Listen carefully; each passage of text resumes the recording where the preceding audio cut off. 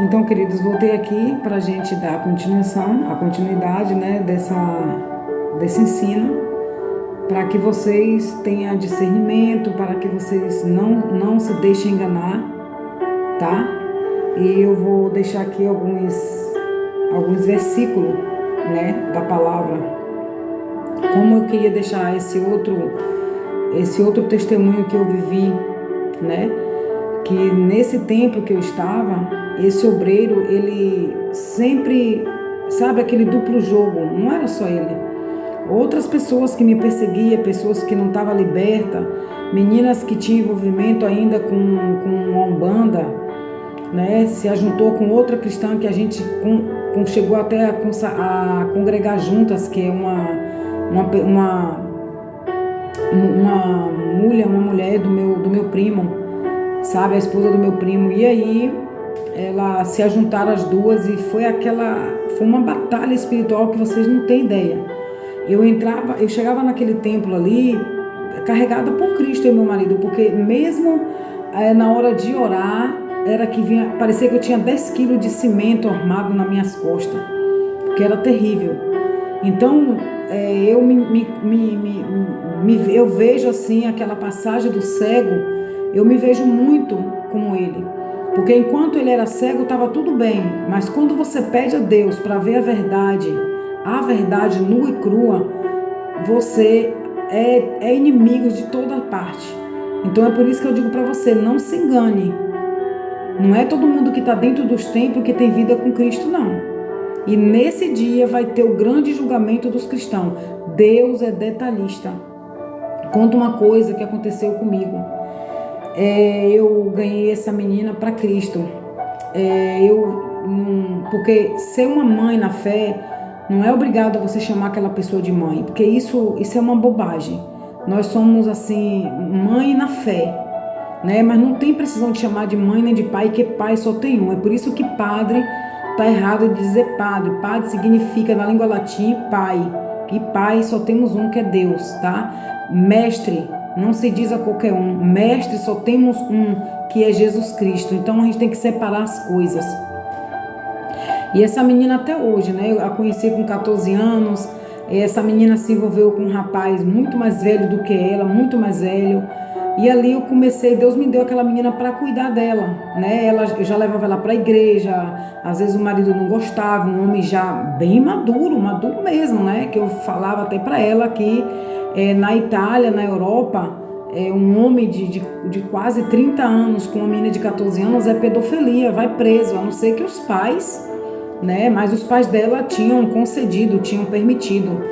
Enfim, e eu levava ela para a congregação até que quando eu discipulava ela e sempre dizia, cuidado, vigia sempre. E ela viu, ela é uma testemunha viva das perseguições que eu passei dentro da Assembleia e dessa resgate. Foi assim, mas eu agradeço muito a Deus por isso tudo ter acontecido, porque hoje eu sou uma pessoa madura.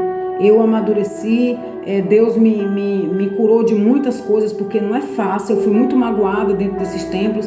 Eu fui taxada como mentirosa, como demônio, como aquela que queria botar as pessoas contra. Não, era porque eu via, Deus me mostrava como aquele cego a verdade, e alguns já me olhavam já torto, tá entendendo? Por isso que eu digo para vocês, nem todo mundo que diz, eu sou verdadeira, eu sou crente, mas vai pedir a Deus para saber como ela vive na casa dela ou com seus vizinhos no trabalho. Ele te mostra, Papai do Céu não te deixa no engano e jamais deixará.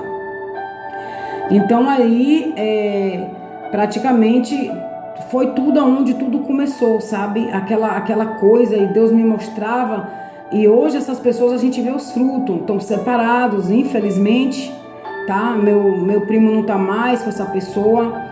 Essa outra menina, eu fiquei sabendo pela própria pastora que congregava ali com ela, que deu apoio a essa menina e começaram a me perseguir, tá? Uma menina que não tinha vida com Deus, ela praticamente desgraçou tudo dentro desse templo.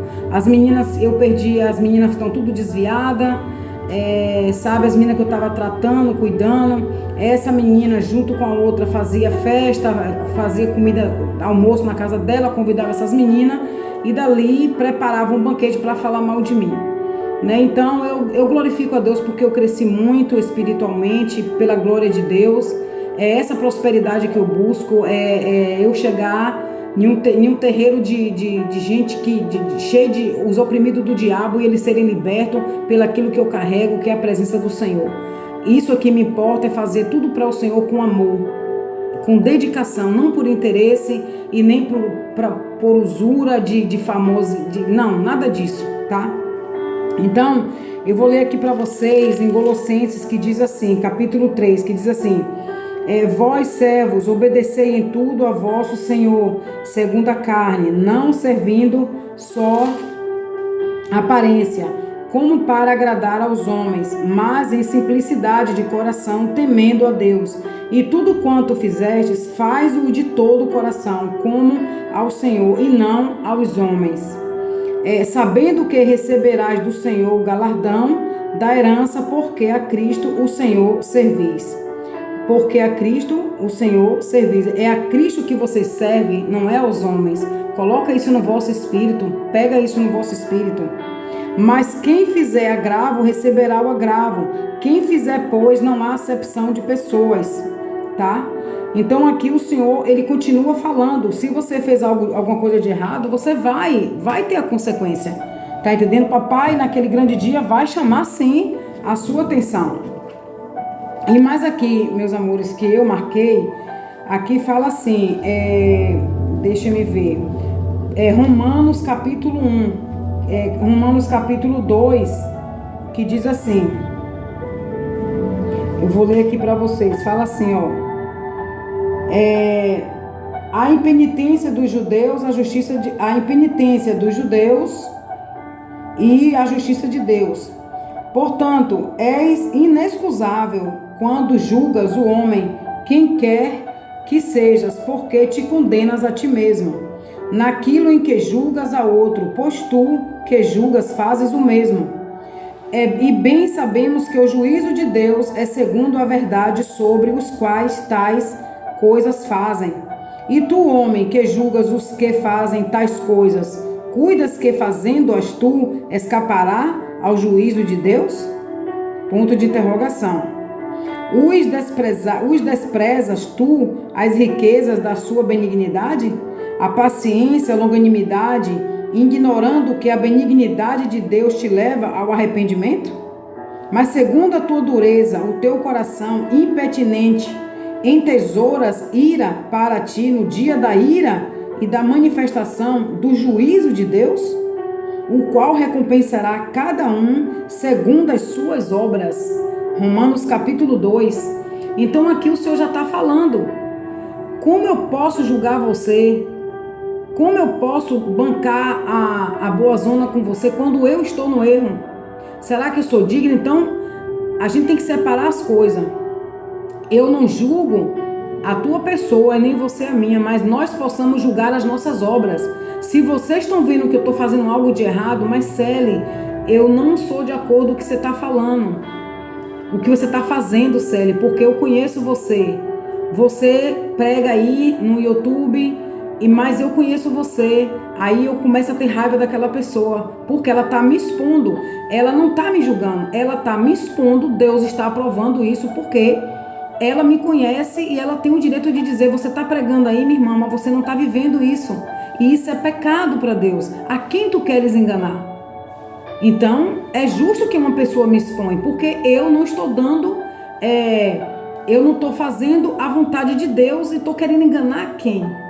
Então, Deus, ele deixa a gente, ele adverte a nós. Quem mais denunciou obras erradas de pessoas que pregavam e não viviam foi mais Jesus. Era por isso que os fariseus odiavam ele. Tá entendendo?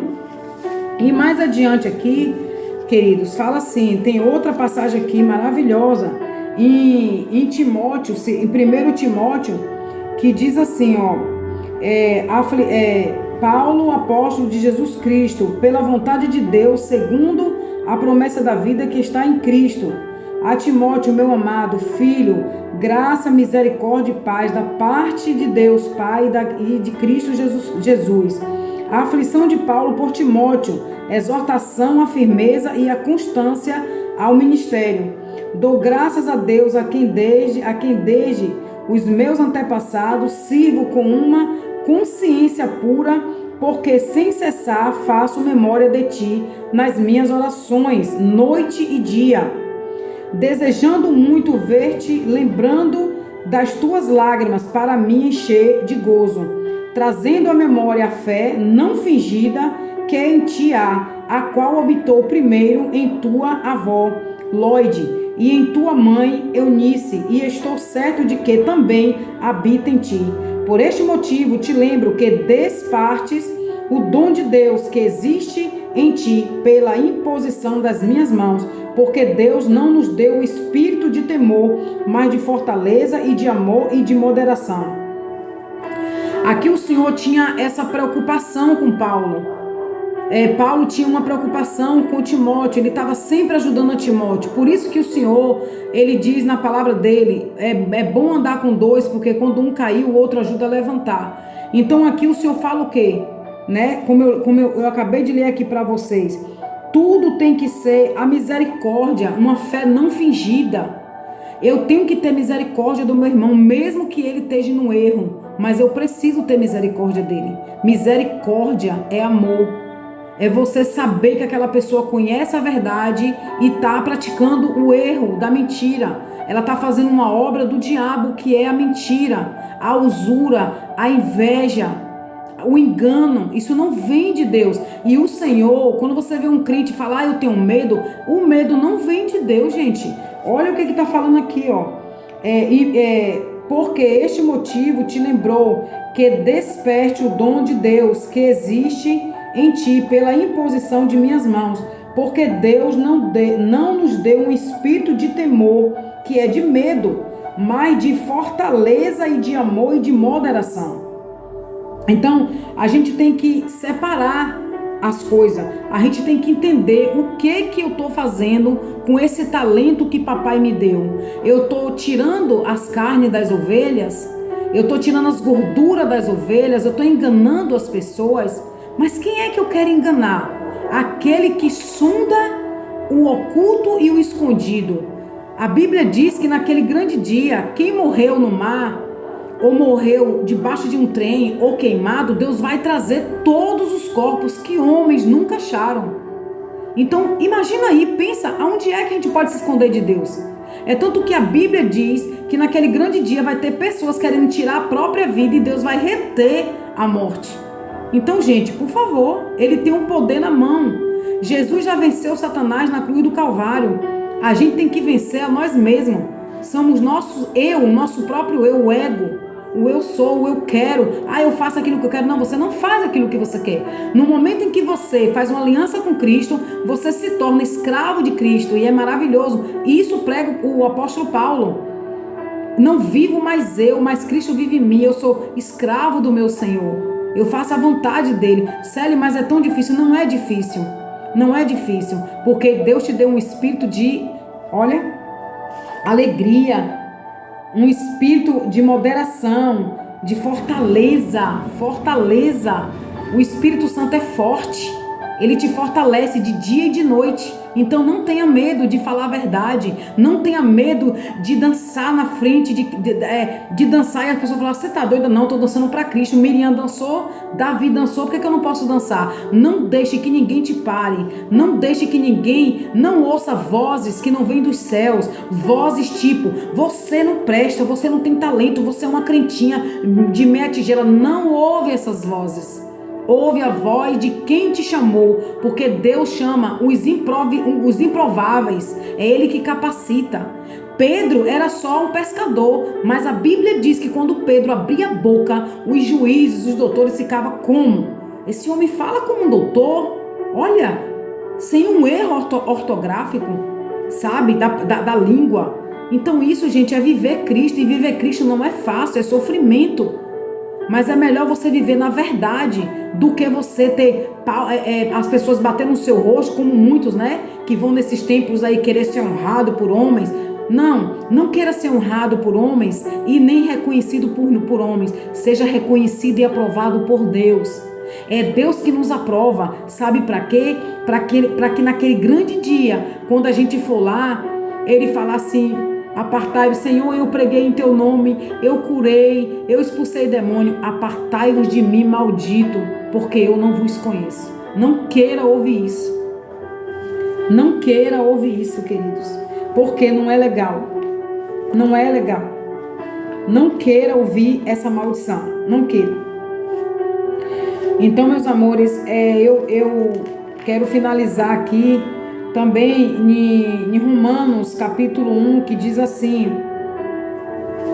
Ai, Senhor, aqui, cadê meu Pai?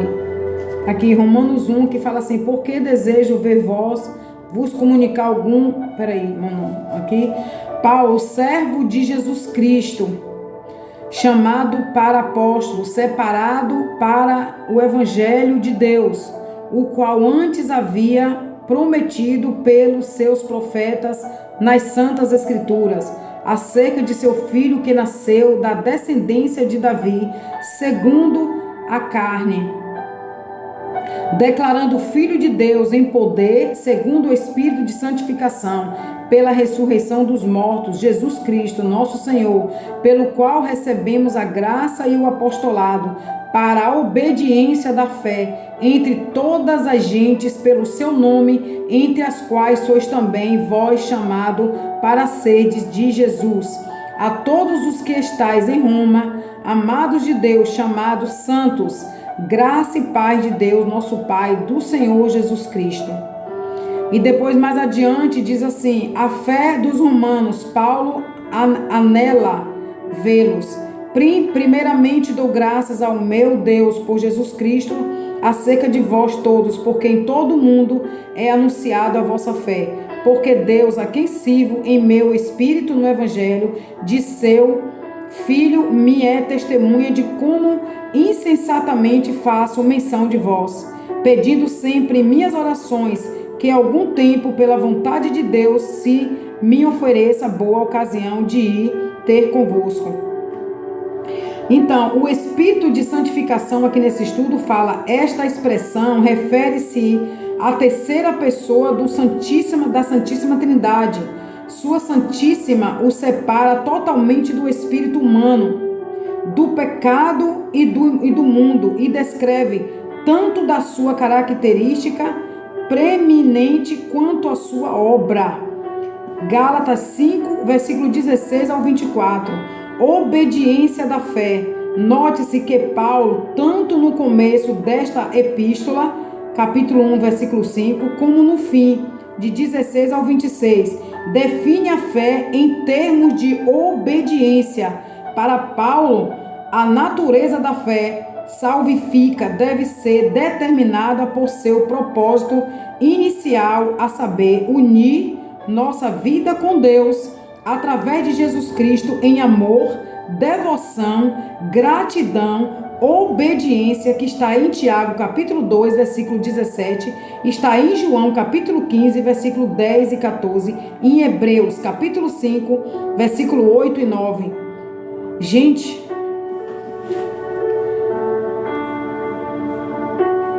a nossa marca é obediência. A nossa marca é fé. É fazer um bom combate. É obedecer ao Senhor. E como você pode fazer isso? Me ajuda, Célia. Às vezes a gente já acorda pecando. Peça perdão. Não foi porque você quis. Ele te perdoa.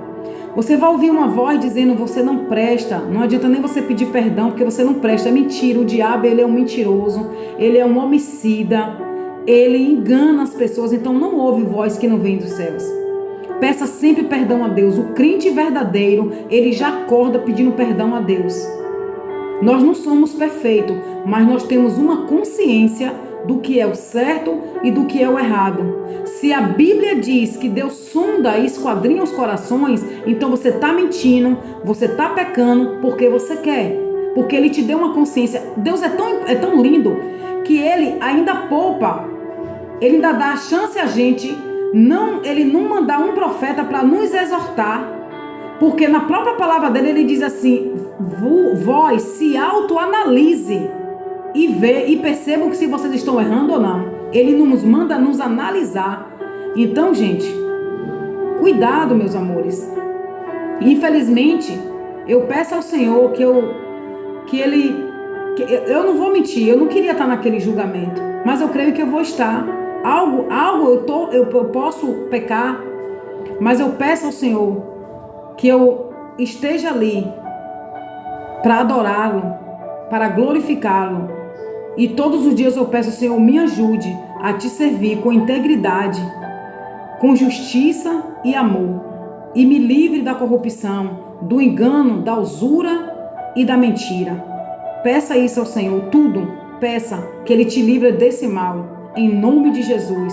Fica aqui esse ensinamento, esse estudo, tá? Que a gente vai dar mais continuidade mais adiante. Em nome de Jesus. Cuidado com quem você ouve. Peça, faça prova dos espíritos. E Deus vai te revelar se é Ele que está falando ou espíritos imundos. Amém? Que Deus abençoe a vocês. Muito obrigada. Deus abençoe a todos nós. Obrigada, gente. Obrigada. Se vocês soubessem quanto foi difícil fazer esses áudios. Mas Deus me deu vitória nessa noite, nessa tarde. Deus abençoe. Obrigada, missionária Célia.